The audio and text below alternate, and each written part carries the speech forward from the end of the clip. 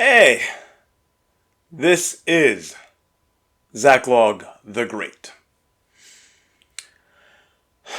People can roughly be divided into two types, both individually and as cultures: settled and nomadic. Settled people are those who have a fixed home, who take root, so to speak, and build up a community in one place. Nomadic people move around frequently.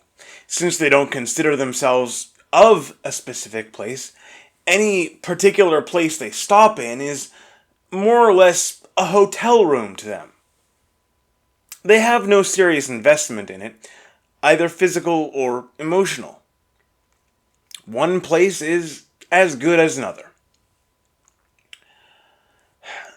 Because of these differences, there is a natural animosity that tends to build up between settled people and nomads. The settled people do not trust the nomads, and with good reason. Close-knit communities depend a lot on reputation to run well.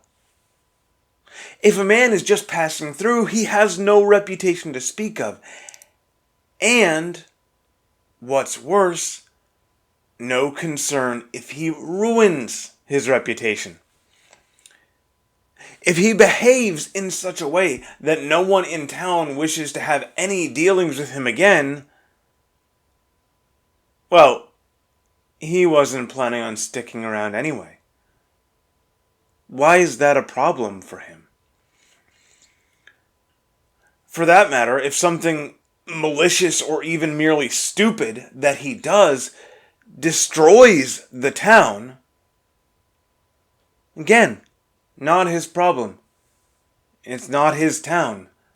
He was planning on moving on anyway.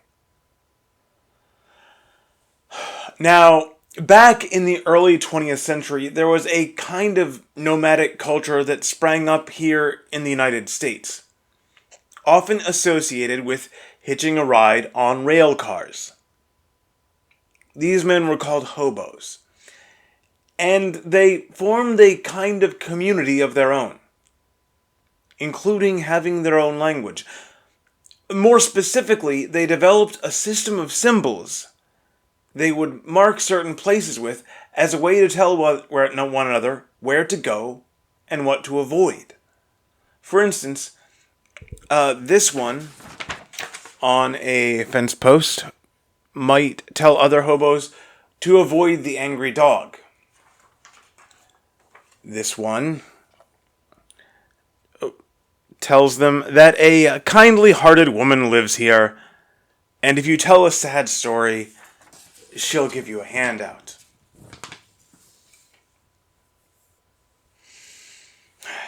And now for a poem.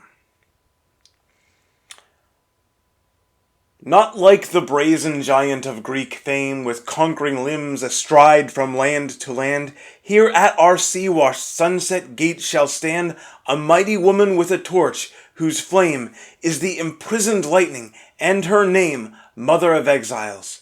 From her beacon hand glows worldwide welcome, her mild eyes command the air-bridged harbor that twin cities frame. Keep ancient lands your storied pomp, cries she with silent lips. Give me your tired, your poor, your huddled masses yearning to breathe free, the wretched refuse of your teeming shore. Send these, the homeless, tempest-tossed, to me. I lift my lamp beside the golden door.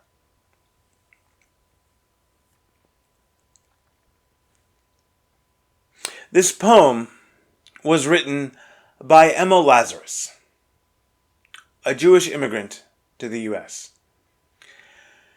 It was later placed on a plaque at the base of the Statue of Liberty.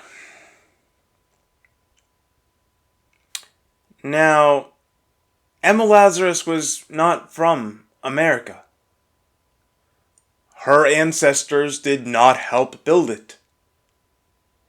Her people had no particular attachment to this land. In fact, throughout history, they have often moved from one land to another. You might say they are a nomadic people.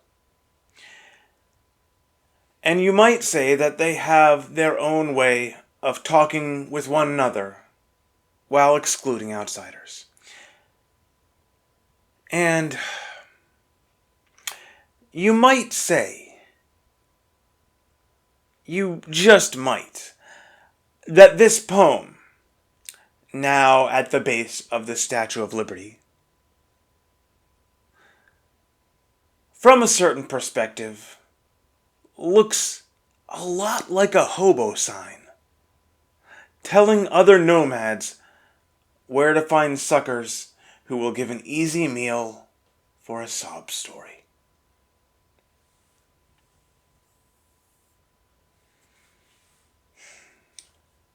God be with you.